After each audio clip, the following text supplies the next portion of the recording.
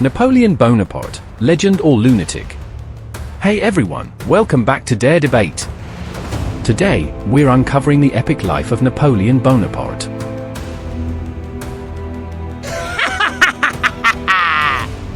Get ready for fun facts, crazy memes, and some jaw-dropping moments.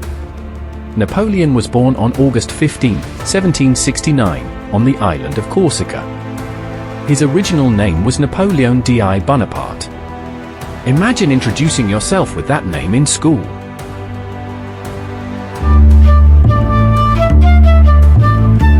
He came from a relatively modest noble family.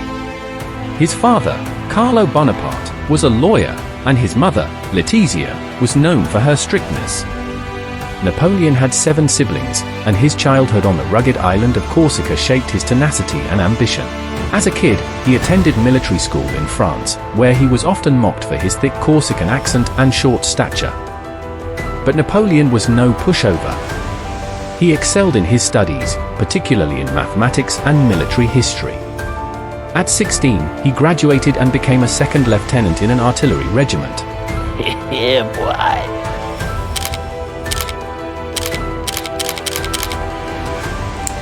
During the French Revolution, Napoleon climbed the military ranks like a boss. By 24, he was already a general. At 30, he pulled off a coup and became the first consul of France. Talk about fast-tracking your career.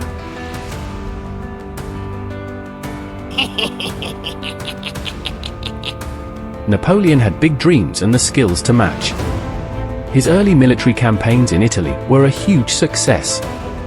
He turned the struggling French army into a formidable force, winning battles through innovative tactics and sheer audacity. In 1797, after his Italian campaign, he signed the Treaty of Campo Formio, which expanded French territory and solidified his reputation as a brilliant commander. His next big move was an expedition to Egypt in 1798. Although it had mixed military success, it led to significant archaeological discoveries, including the Rosetta Stone. By 1799, France was in political turmoil. Napoleon returned and saw an opportunity. On November 9, he staged a coup d'état, known as the Coup of 18 Brumaire, and became the first consul of France. The people adored him, seeing him as a stabilizing force in chaotic times. In 1804, Napoleon crowned himself emperor. Yep, he grabbed the crown from the Pope and put it on his own head. Power move or what?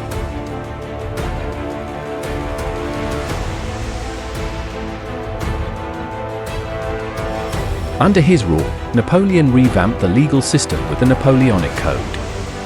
It's still used in many countries today. This code abolished feudal privileges, established a merit-based bureaucracy, and secured property rights, laying the groundwork for modern civil law. But Napoleon wasn't just about laws.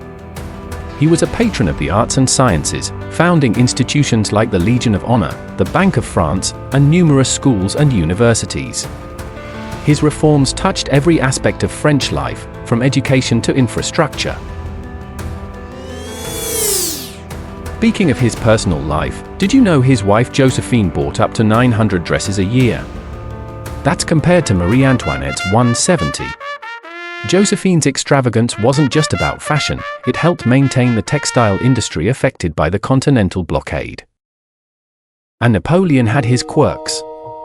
He was known to deliberately spill food or ink on dresses he didn't approve of. Maybe it was his way of supporting the local textile industry or just his unique fashion policing. Napoleon was a military genius. He won countless battles, but his most infamous campaign was the invasion of Russia in 1812.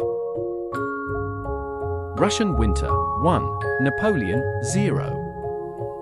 His military campaigns were marked by rapid movements, decisive actions, and the use of artillery. Some of his notable victories include the Battle of Austerlitz, often considered his greatest triumph, where he decisively defeated the Russian and Austrian armies. However, his decision to invade Russia was disastrous. The Russians used scorched earth tactics, burning crops and villages to deny the French supplies. The harsh winter, disease, and continuous attacks decimated his grand army. Of the 600,000 men who began the campaign, fewer than 100,000 returned. Despite this massive setback, Napoleon's charisma and leadership kept his empire intact for a few more years. But his enemies were regrouping.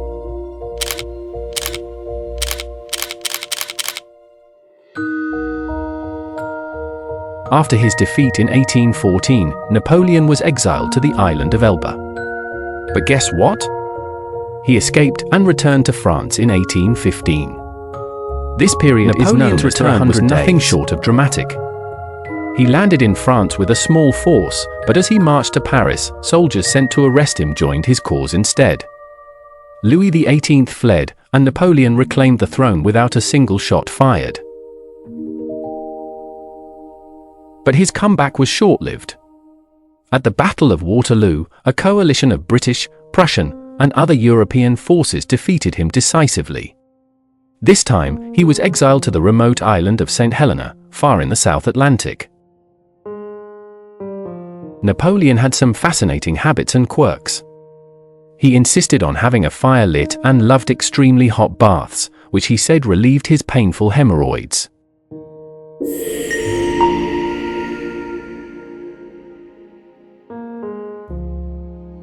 He also had an intense dislike of cats, yet he adopted one during his exile on St. Helena. He had an acute sense of smell and a horror of open doors. People had to squeeze through a barely open door and shut it immediately behind them.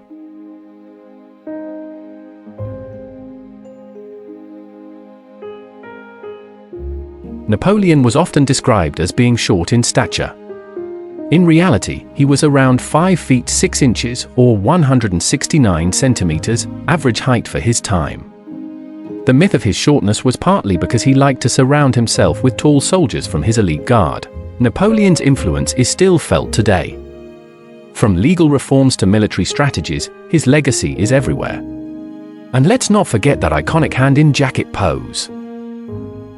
On St. Helena, Napoleon spent his final years dictating his memoirs and reflecting on his life. He died on May 5, 1821, but his legend endures. His life story, filled with incredible highs and crushing lows, continues to captivate us.